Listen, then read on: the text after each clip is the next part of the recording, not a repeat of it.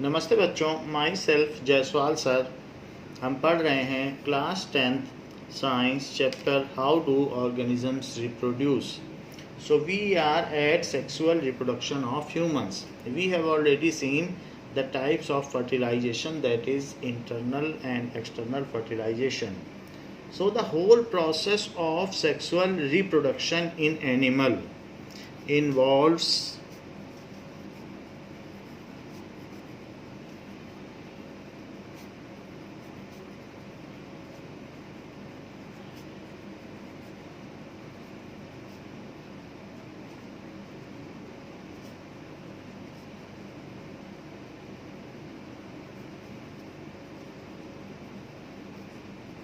क्या क्या होता है ह्यूमन में या एनिमल्स में जो सेक्सुअल रिप्रोडक्शन है। Formation of sperms and eggs, formation of sperms and eggs. These formation takes place in testes and ovaries. So male में टेस्टीज है एंड फीमेल में ओवरीज है, and the gland which is responsible for production of these is hypothalamus, that is endocrine gland. Endocrine gland वे होती हैं जो अपने hormones या अपने सेक्रीशंस या अपने एंजाइम्स सीधा ब्लड में सेक्रेट करती हैं। तो हमारी बॉडी में जो कंट्रोल एंड कोऑर्डिनेशन सिस्टम है वो दो तरीके से कंट्रोल होता है। एक तो नर्व से कंट्रोल होता है जिसमें हम रिएक्ट करते हैं, तो वो ब्रेन एंड ये सारी चीज़ें हैं, और दूसरा हार्मोनल सिस्टम भी है।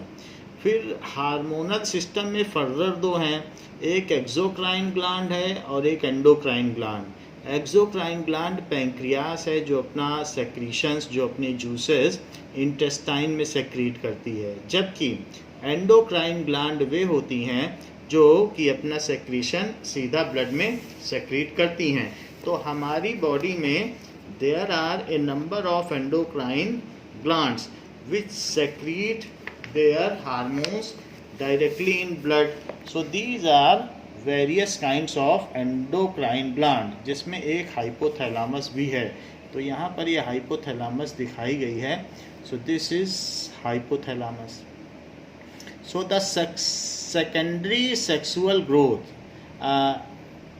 is done by hypothalamus. Hypothalamus is the endocrine gland which secretes its hormones directly into blood and gives us secondary features. Secondary sexual features जो भी होते हैं बॉय एंड गर्ल में जो डिस्क्रिमिनेट करते हैं, वो सारे फीचर्स हाइपोथैलामस ही हमको देता है।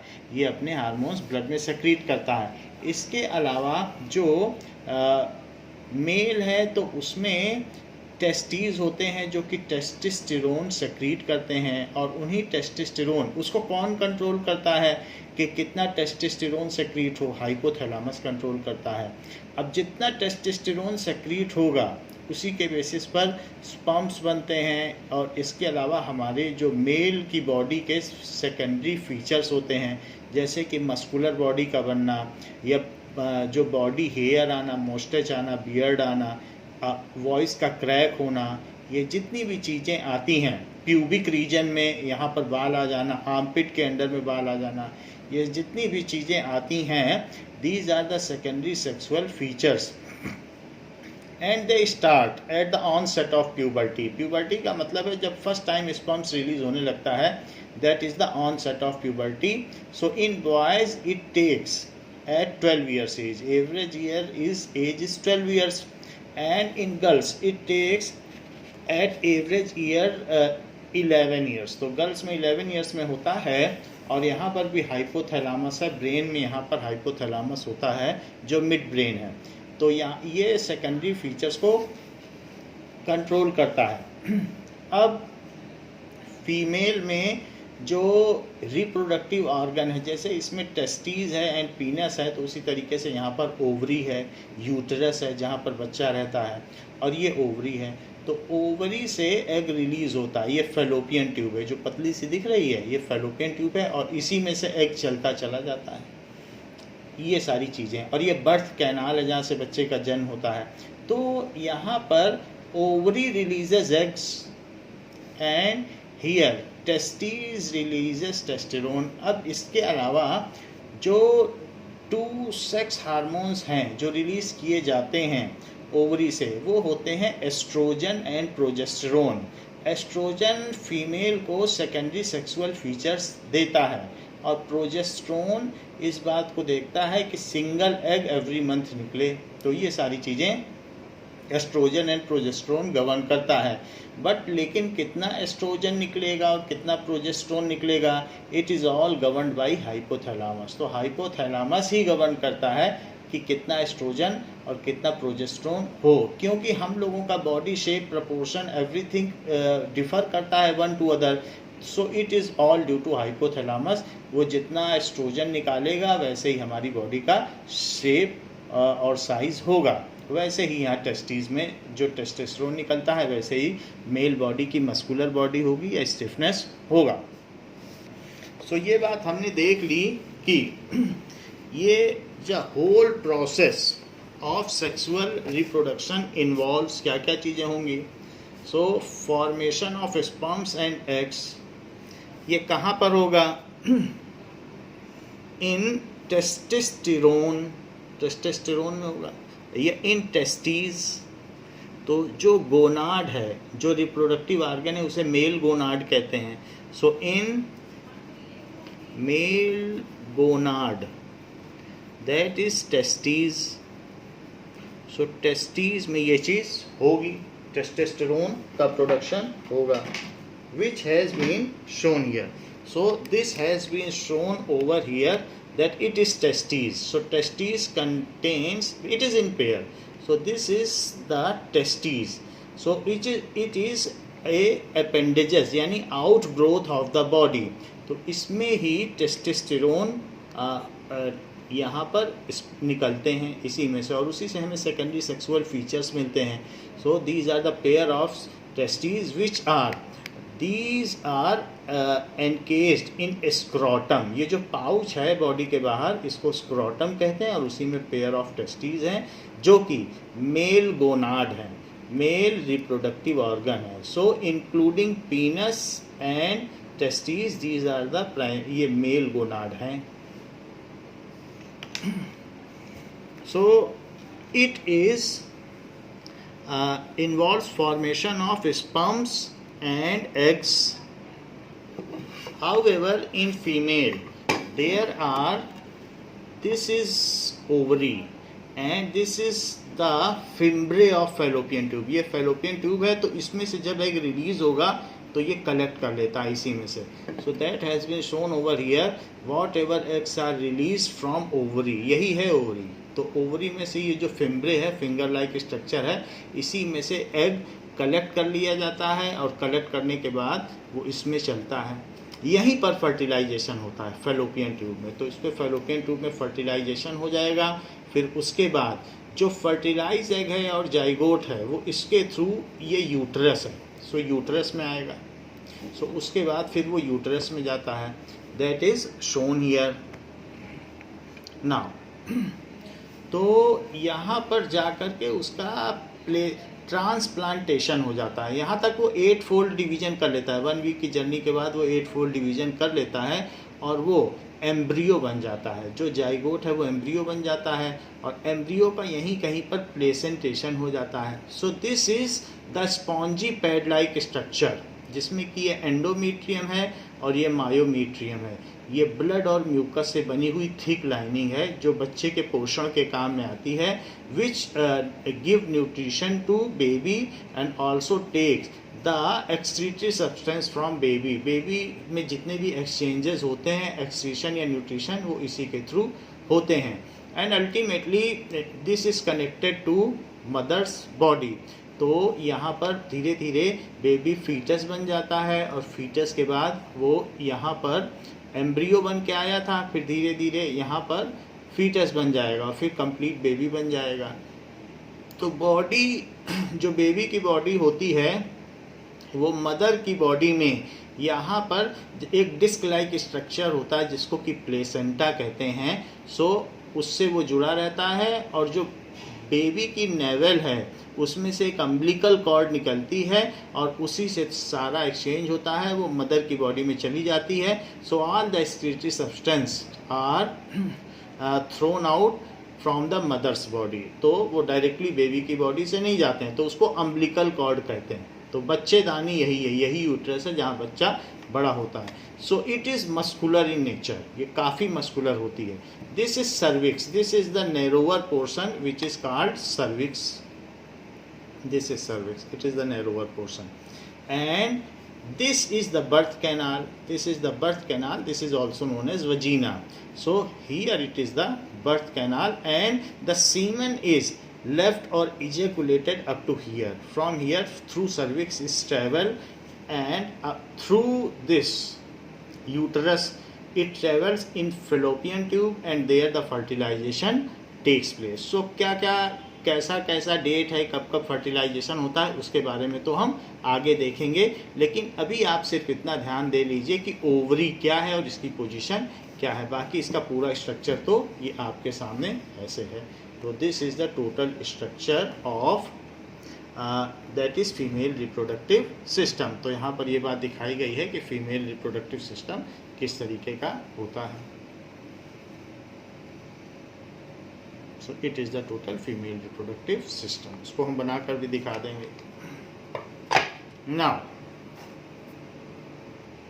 in the similar manner, this is the male reproductive system. So here we have seen that this is penis and this is urethra, from where semen and the urine both comes out. There is a common opening, and from testes there is a vast differences coming out from here. Here you are seeing that this is epididymis. ये जो आप pink portion देख रहे हैं testis के चारों ओर, इसमें sperms collected रहते हैं.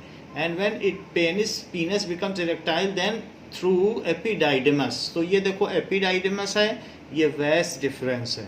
vast difference के थ्रू ये फिर इसी में यहाँ पर दूसरी चीज़ें भी हैं, जैसे कि prostate glands and seminal vesicle. These all shown here. So they collect nutrition and lubrication from prostate gland and seminal vesicle, and after that it comes through this, and it is ejaculated by force through this portion for insemination. So this is all.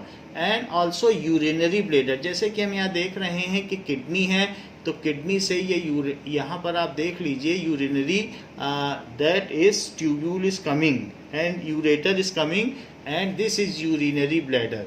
So urinary bladder का urine भी through this urethra comes out, and semen is also, sperms is also ejaculated from the same common opening. So this is all about the male reproductive organ. So इस चीज़ को हम detail में बाद में देखेंगे, लेकिन आप इतना जान लें कि टेस्टिस कहाँ होता है, ओवरी कहाँ होता है. तो यहाँ टेस्टिस में स्पर्म्स बनते हैं और ओवरी में ओवा बनता है. Now so it involves the formation of sperms and eggs, that is male gonad testes and female gonad, female reproductive organ, female sex organ या रिप्रोडक्टिव ऑर्गन या गोनाड, जो कि ओवरी कहते हैं. सो ओवरी में एग्स बनते हैं. सो सबसे पहला काम है कि इनका फॉर्मेशन होना, joining together of sperms and egg. फिर क्या होगा, joining together of sperms and egg. So इनका एक स्पर्म होगा और एक एग होगा, इसमें एक ही एक होता है. स्पर्म एंड वन बेबी बनने के लिए वन स्पर्म और वन एग चाहिए. To form a zygote, to form a zygote. After that, and then growth and development of zygote to form a baby animal, and then growth and development of zygote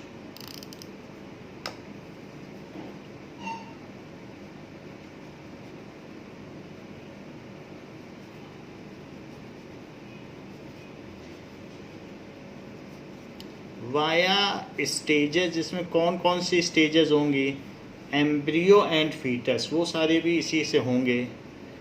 तो embryo and foetus, so development of zygote to baby animal to form baby animal. Hypothalamus is the endocrine gland responsible for, hypothalamus क्या करेगी, hypothalamus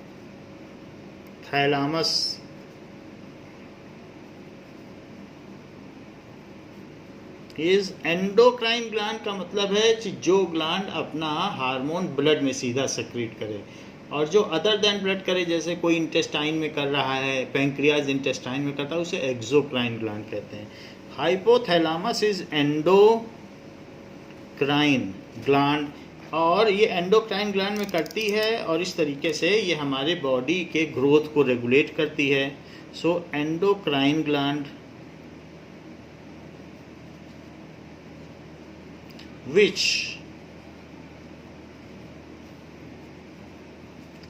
regulates, क्या regulate करती है, release of testosterone, it is the male sex hormone, release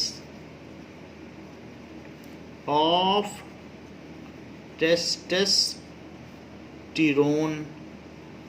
जितने भी हमारे body में endocrine gland है, उन सब में कितना कितना क्या क्या रेगुलेट किया जाए, कितना हार्मोन कहाँ से रेगुलेट किया जाए, ये सब हाइपोथैलेमस ही कमांड करती है। सो हाइपोथैलेमस इसको भी कमांड करती है कि release of testosterone, that is male sex hormone. जितना टेस्टोस्टेरोन होगा उतनी मस्कुलर बॉडी होगी, hormone.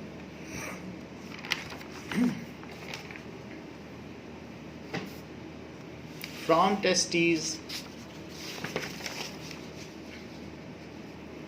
testosterone, that is male sex hormone, from testes,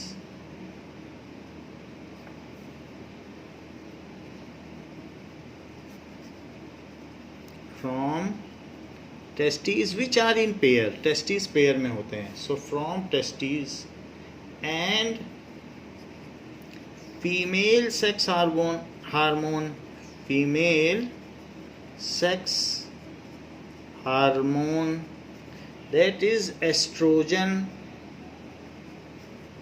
and progesterone from ovary। वो हम बाद में देखेंगे कि इसमें कौन सा सेक्स हार्मोन एग के रिलीज के रिस्पॉन्सिबल है, और दूसरी चीज़ें क्या हैं, कौन सा सेक्स हार्मोन जो होता है वो स्पॉन्जी लेयर बनाने के काम में आता है यूट्रस में। तो वो सारी चीज़ें हम बाद में देख लेंगे, but this is always there, these sex hormones are responsible for secondary sexual development of body. इन्हीं सब की वजह से बॉडी फीचर्स आते हैं। These sex hormones are responsible for secondary sexual features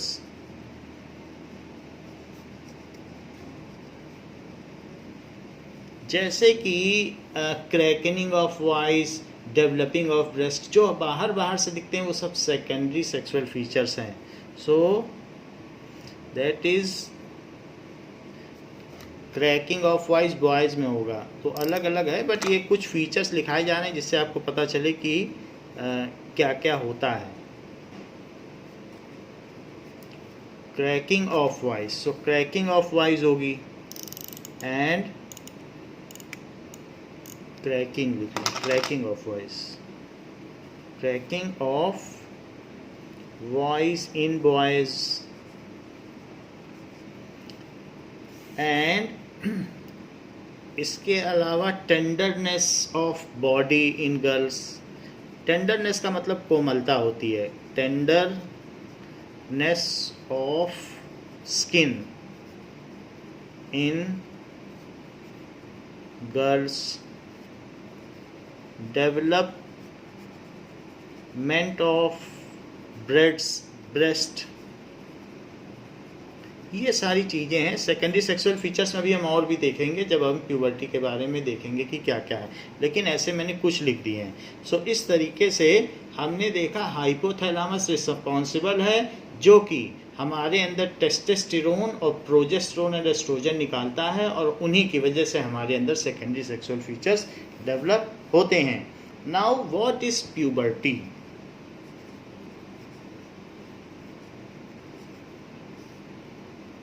So the age at which sex hormone began to be produced, the age at which sex hormone began to be produced. Sex hormones का क्या मतलब है? Gametes, germ cell.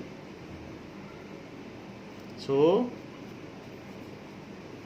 it is begin to be produced जब sperms and eggs release होने लगे body से, तो जान लेना चाहिए कि it is onset of puberty. And the boy and girl become sexually mature, and the boy and girl become sexually mature, that is able to reproduce, able to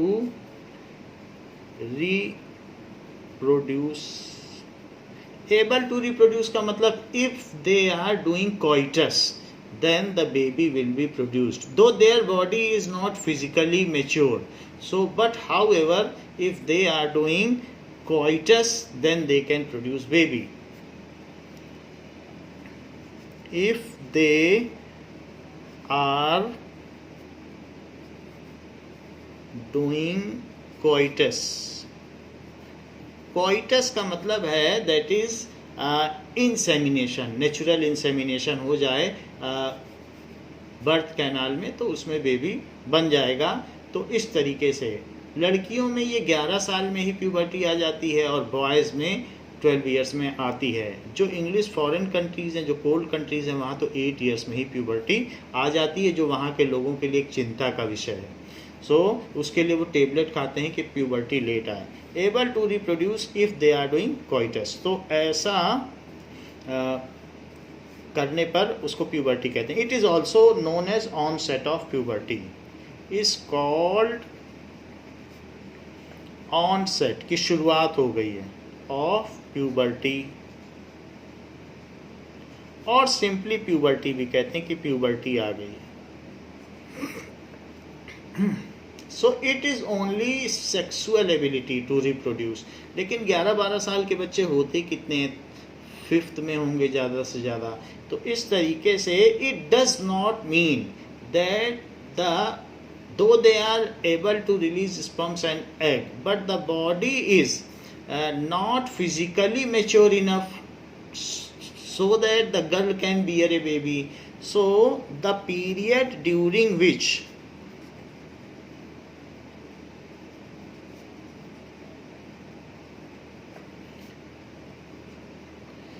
sexual development takes in body, sexual development takes in body during teenage। तो teen age में ही ऐसा होगा। 13 से 19 होता है, तो mainly 13 से 17 years तक सेक्सुअल डेवलपमेंट हो चुका होता है। सो ड्यूरिंग टीन का मतलब 13 to 19 है, लेकिन यहाँ पर 13 to 17 तक ही एडोलेसेंस माना जाना चाहिए। During teenage, the period during which sexual development takes in body is called adolescence। उसको किशोरावस्था कहते हैं, adolescence। During this period, we attain adulthood from childhood. During this period, we attain adulthood from childhood.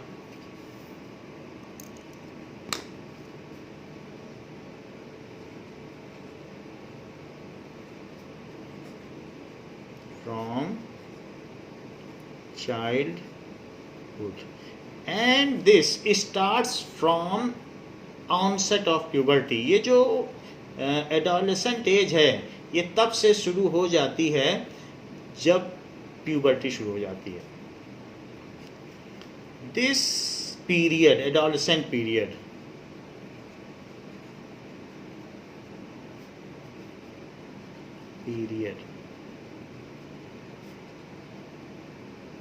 starts from onset of puberty.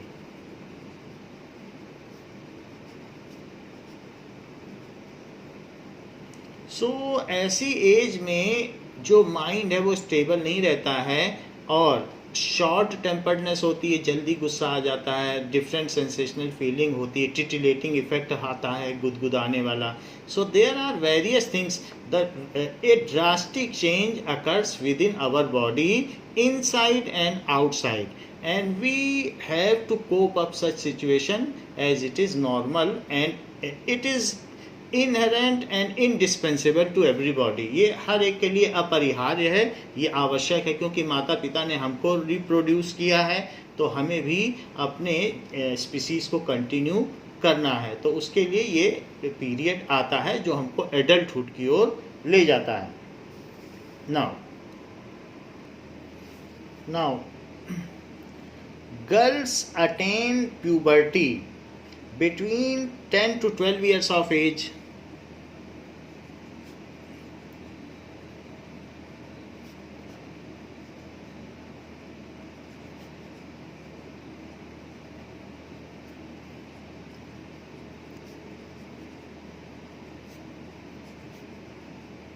While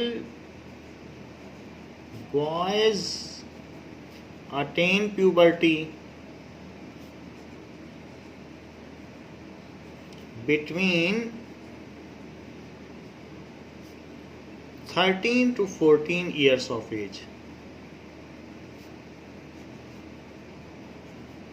सो जब हमारी body growth होती है तो लड़कियों की लंबाई शुरू में ज़्यादा तेज़ी से बढ़ती है, फिर बाद में धीरे धीरे, जबकि लड़कों में उल्टा है, शुरू में वो धीरे धीरे बढ़ते हैं और सडनली बाद में तेज़ी से बढ़ने लगते हैं और लड़कियों से लंबे हो जाते हैं. सो ग्रोथ रेट में भी फ़र्क देखने को मिलता है.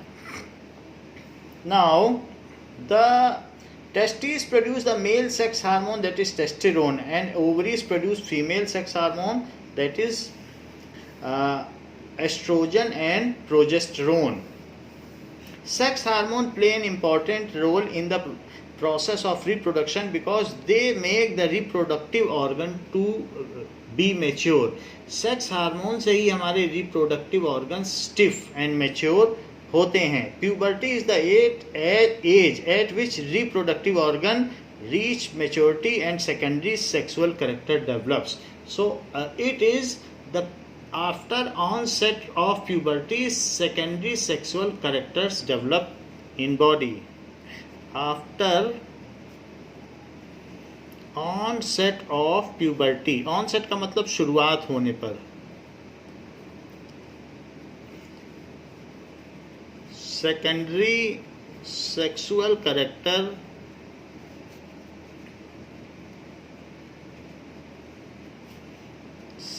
in body develop.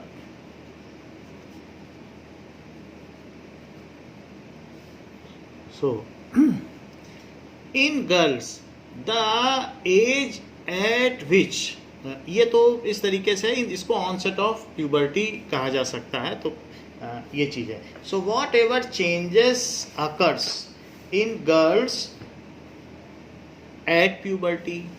सो ये क्वेश्चन इंपॉर्टेंट है कि बॉयज़ और गर्ल्स में प्यूबर्टी में क्या क्या चेंजेस होते हैं. The various changes which occurs in girls at puberty.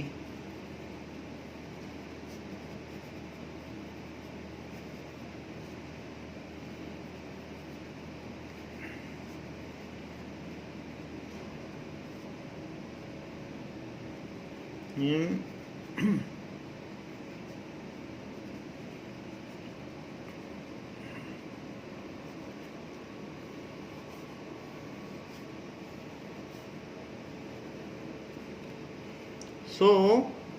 Hair grow under arm pits and pubic region, यानी गोनाड्स के ऊपर और जो भी जेनिटल रीजन है वहाँ पर, और आर्म पिट के नीचे बाल आ जाते हैं.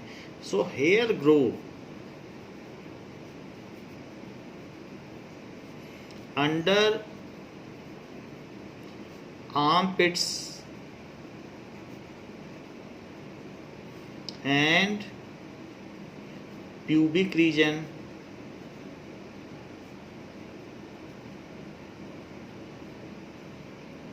So mammary glands develop and enlarge. इसीलिए हम मैमल्स कहलाते हैं क्योंकि हम बच्चों को ब्रेस्ट फीडिंग करते हैं. So mammary glands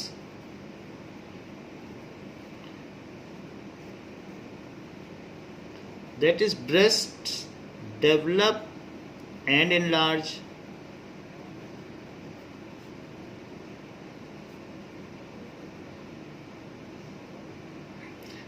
The hips broaden.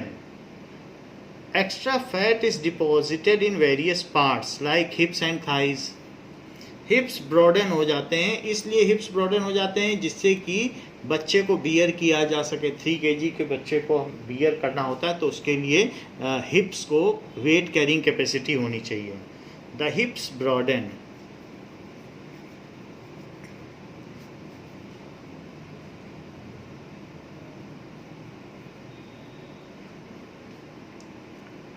And extra fat is deposited in various parts like hips and thighs. And extra fat is deposited in hips and thighs.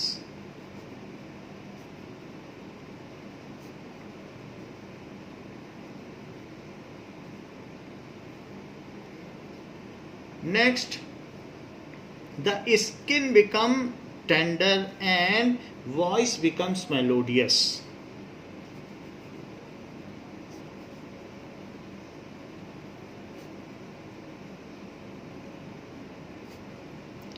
Tender का मतलब soft, and voice becomes melodious. Next is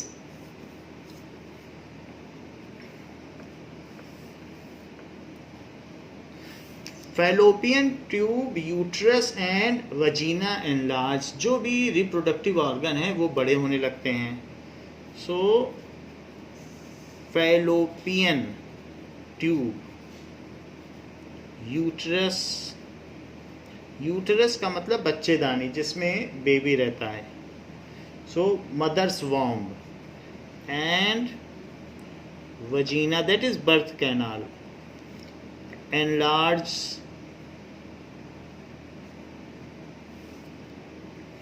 ovaries start to release egg. ये भी एक feature, chemical feature आ जाता है कि ovaries starts releasing 1 egg every month. Pair of ovaries होती हैं लेकिन कोई भी एक ओवरी एक एग रिलीज कर सकती है. उन दोनों ओवरीज में कोई भी एक ओवरी किसी के भी रिलीज करने के इक्वल चांस हैं. कोई कभी भी कर सकती है लेकिन एक ही एग रिलीज होगा every month. Ovaries start releasing eggs 1 in each month.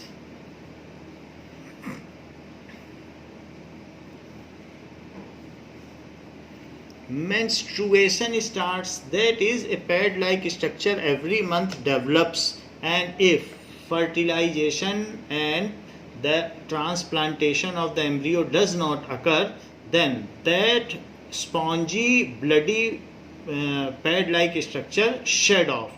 तो वो गिर जाता है और उस ब्लड एंड म्यूकस का फ्लो होता है through vagina, and that is called menstrual cycle. ये हर 28 डेज में एक बार ज़रूर होता है, फिर नया फ्रेश ब्लड लाइनिंग बनती है यूट्रस में बेबी के लिए, इनकमिंग बेबी के लिए। तो ऐसा हर मंथ होता है।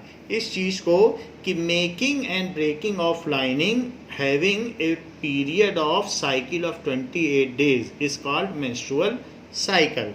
सो मेंस्ट्रुएशन और मंथली पीरियड स्टार्ट्स।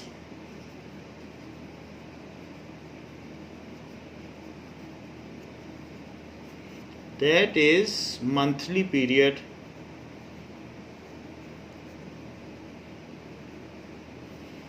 starts। ये हम अलग से बताएंगे कि 28 days में क्या क्या होता है। starts feeling and sexual drives associated with adulthood begin to develop। so feeling and sexual drive, अगर अट्रैक्शन ही नहीं होगा तो फिर ये जो वेरी बेसिस है कि रिप्रोडक्शन का, वही बंद हो जाएगा, फिर कोई किसी पर खर्च नहीं करेगा। तो फिर इसलिए जो सेक्सुअल ड्राइव का भी होना ज़रूरी है, otherwise the basic meaning of reproduction will stop. And sexual drive associated with adulthood begin to develop। associated with adulthood begin to develop।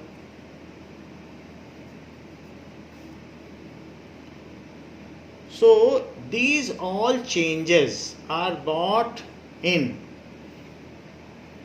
female due to female sex hormones that is estrogen and progesterone. तो ये इन दोनों में oestrogen and progesterone की वजह से आता है।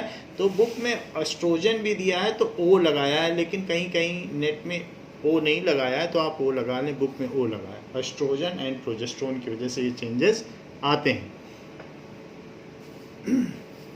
पर इसको पढ़ा एस्ट्रोजन ही जाएगा।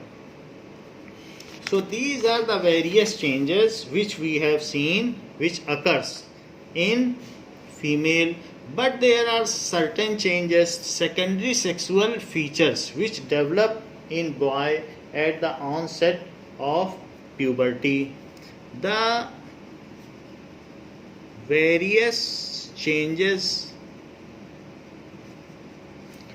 which occur in boys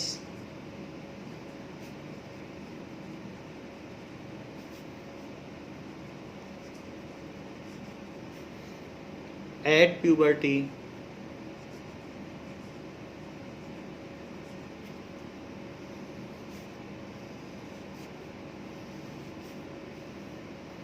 first is hair grow under armpits and in pubic region. ये तो कॉमन हो गया।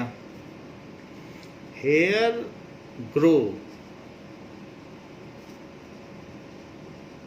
अंडर आर्मपिट एंड प्यूबिक या जेनिटल भी कह सकते हो, genital region. Now hair also grow on other parts of body like chest and face. Hair also grow on other parts of body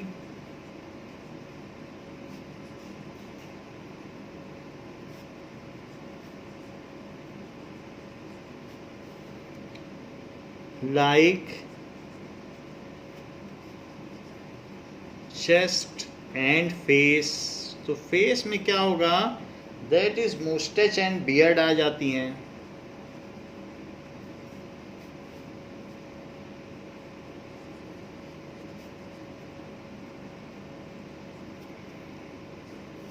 body becomes stiff and muscular, body stiff होती जाती है।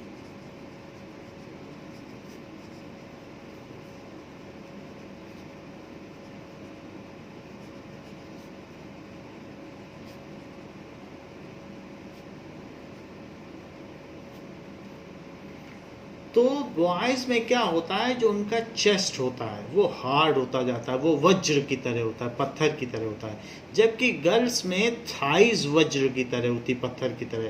तो कोई भी अगर कहीं गया हो जहाँ पर ये दैट इज़ इनकारनेशन होता है, तो वहाँ पर आप देखेंगे सबसे देर में अगर लड़का जलाया जाता है तो उसका चेस्ट सबसे देर में जलेगा, और जबकि लड़की के केसेस में उसकी थाइज सबसे देर में जलती है।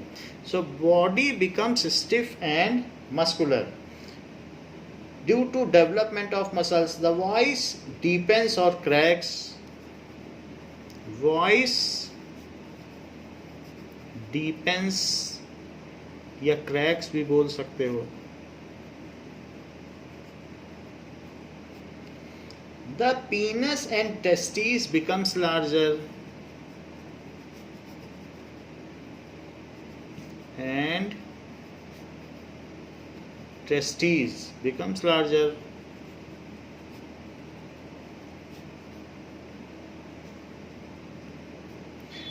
The testes starts to make sperm.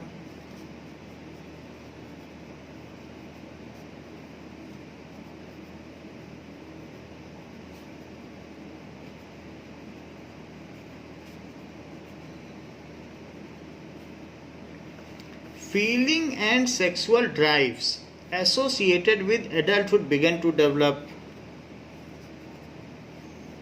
ये भी कॉमन है, feeling and sexual drive associated with adulthood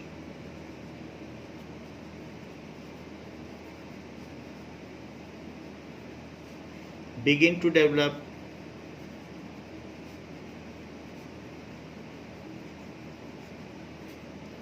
So all these changes in boys are brought by the male sex hormones testosterone made in testes. तो दो चीज़ें देखी, all secondary sexual features in boys are brought by testosterone. All secondary sex features in boys are brought by sex hormone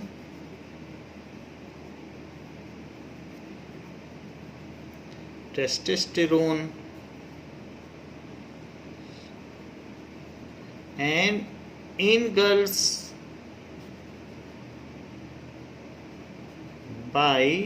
mainly by estrogen, by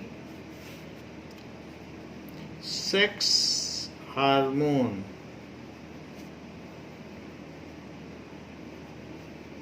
oestrogen and progesterone, specifically हम बाद में देख लेंगे progesterone, whose amount is regulated by hypothalamus gland, whose amount, ये blood में ही secrete किए जाएंगे और ब्लड से ही ये सारा चेंज होगा. So whose amount is regulated by endocrine gland hypothalamus, endocrine gland hypothalamus.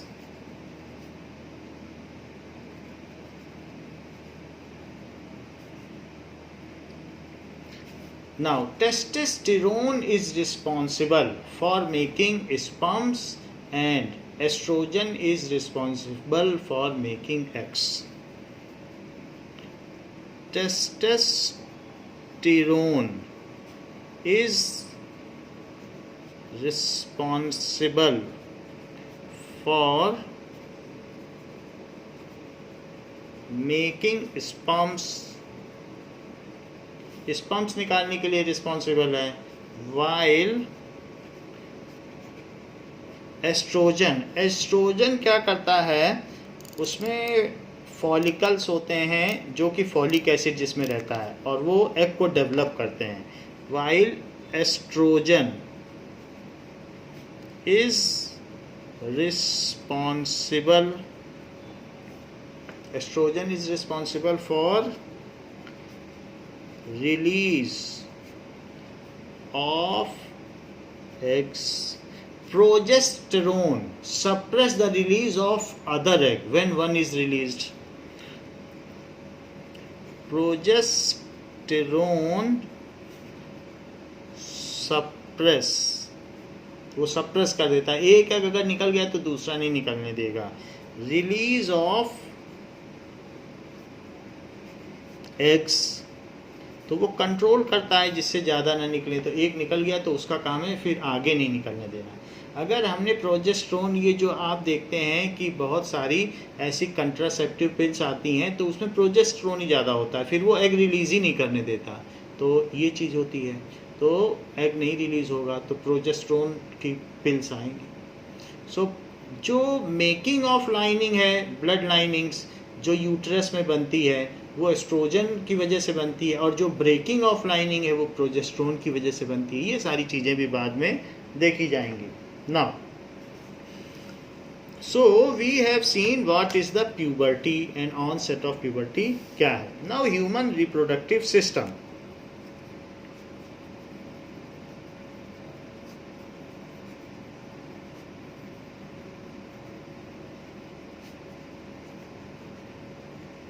तो हमारे में ये सिस्टम कैसे काम करता है इस बात को हम देखते हैं. मेल रिप्रोडक्टिव सिस्टम क्या है, फीमेल रिप्रोडक्टिव सिस्टम क्या है. So the organs associated with the process of reproduction in human male and human female are different. So the reproductive systems in male and females are different. So male और female में अलग अलग reproductive organ हैं, तो इसलिए उनमें different structure भी है. So they are named differently as male reproductive system and female reproductive system. Reproductive system in human beings become functional at the definite age called puberty. Reproductive system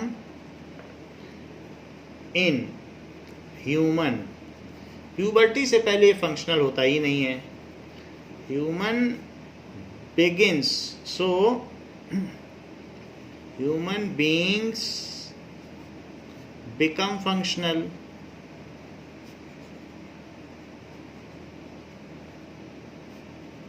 only after puberty starts.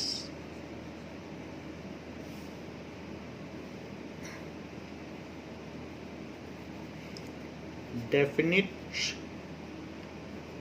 age, तो definite as के बाद ही होता है जिसको कि puberty कहते हैं, called puberty.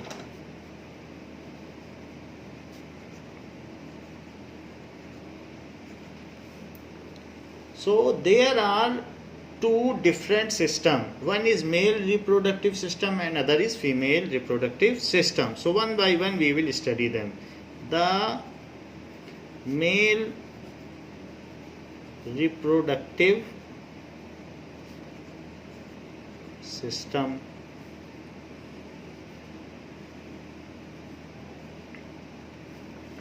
Human male reproductive system consists of following organs. Human male reproductive system consists of, इसमें क्या क्या चीज़ें होंगी, जो कि नर जनन तंत्र है और एक मादा जनन तंत्र है. सो उसमें human male reproductive system consist of following organ. क्या क्या चीज़ें हैं.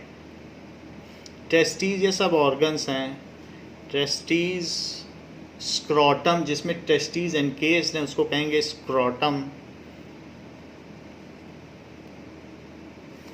एपिडाइडिमस जिसमें स्पर्म्स रहते हैं जब तक कि वो इजैकुलेट नहीं हो जाते, सो दैट इज एपिडाइडिमस.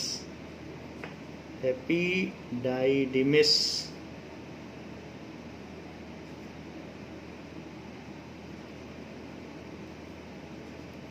वैस डिफरेंस. एपिडाइडिमस से स्पर्म वैस डिफरेंस के थ्रू ही पीनस में जाते हैं, तो वैस डिफरेंस एक ट्यूब्यूल है. ये इसे स्पर्म डक्ट भी कहते हैं. स्पर्म डक्ट, सेमिनल वेसिकल जो कि लुब्रिकेंट एंड न्यूट्रिशन देती है, सेमिनल वेसिकल,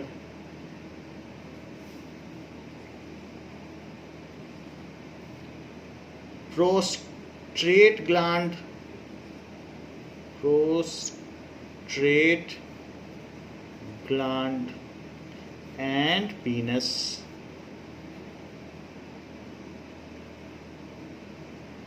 ये सारे रिप्रोडक्टिव ऑर्गन ह्यूमन में होते हैं, मेल में। So since the human male is called man, so we will call it as a human reproductive system of man.